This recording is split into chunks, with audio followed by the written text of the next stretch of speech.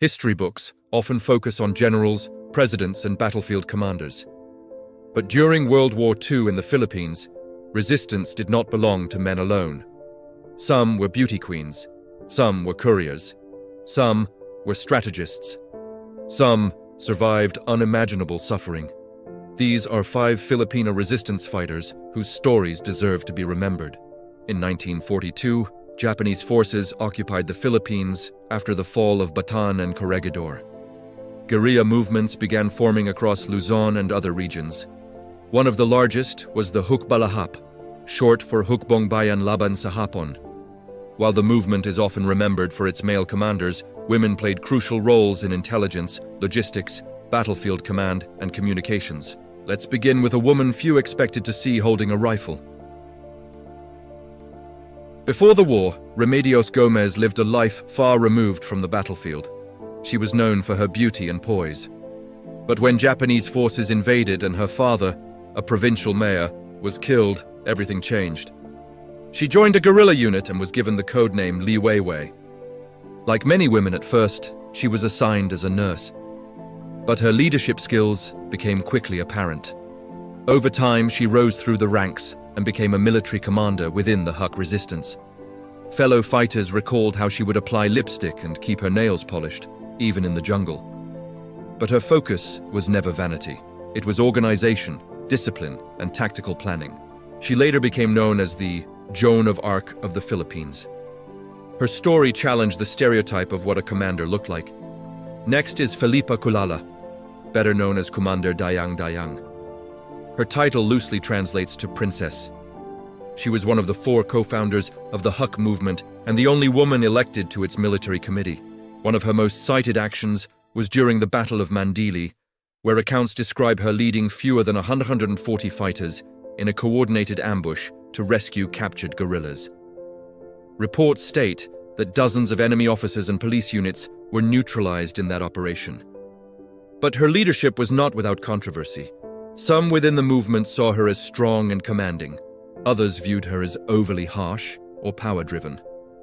Internal disputes eventually led to a trial within the Huk organization. She was executed by firing squad.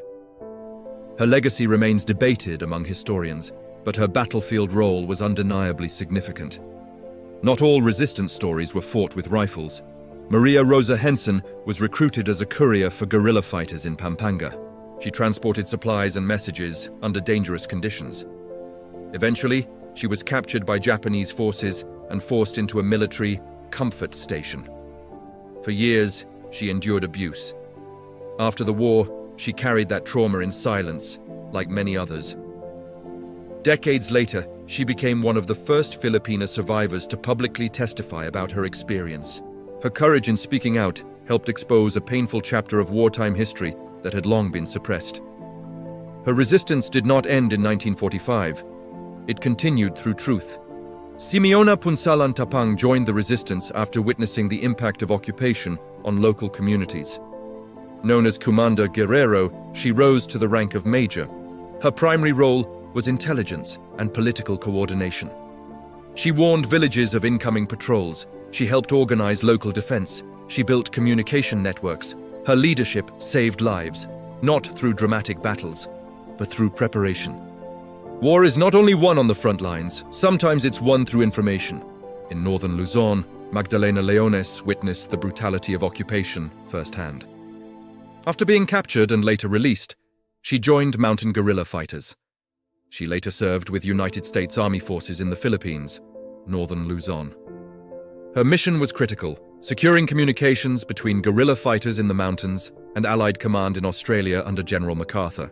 Reliable communication meant coordinated resistance. For her service, she received the U.S. Silver Star, one of the highest military honors awarded for valor.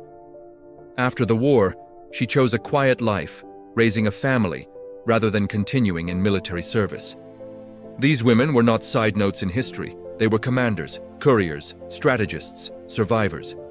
Their stories remind us that resistance takes many forms, and courage is not defined by gender. History often remembers the loudest voices, but sometimes the most powerful stories are the ones almost forgotten.